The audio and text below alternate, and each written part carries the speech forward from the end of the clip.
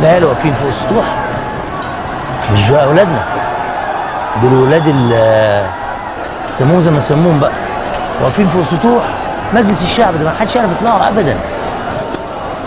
مجلس الشعب عليه سور عظيم، ده قدام بيتنا، عليه سور عظيم وحراسه شديده جدا جدا. اهم الولاد هم واقفين اهو زي ما انتم شايفين، الصوره بتتكلم.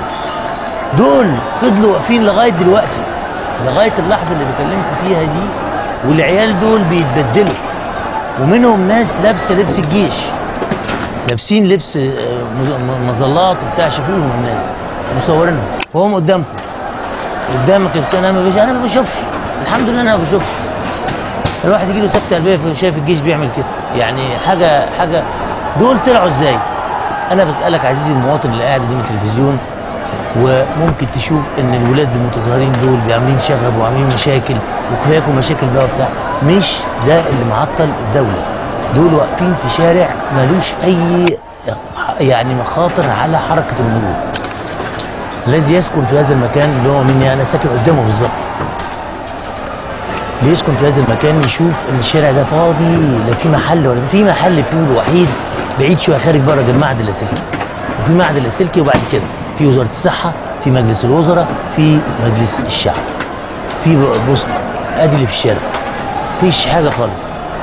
حركات بقى مش ولا بد، وقله ادب بقى، ومش قادرين نثبت عليها الشاشه لانه ما يصحش.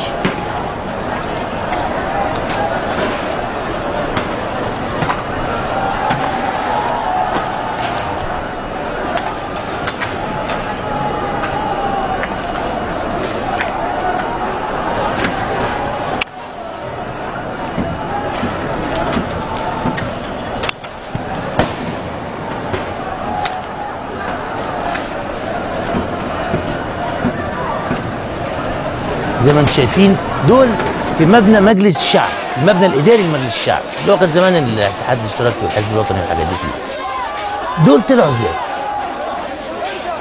طيب طلعوا زي ما طلعوا، طب ليه ما حدش طلع ينزلهم الا اذا كانوا هم متواطئين مع الشرطه العسكريه اللي تحت؟ سابوهم ليه طول النهار؟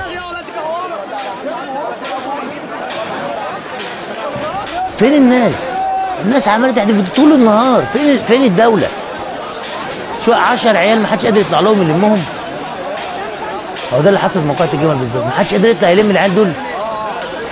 3 4 عساكر محترمين كده معاهم متروز محترم كده، عادي انت وهو يروح لمنهم وخلاص. ايه دول تبعهم؟ انما دول ايه؟ تبعهم، هم مش هيلموهم ازاي؟ كانوا هم اللي مطلعين. فكر معايا، فكر دقيقه تكسب.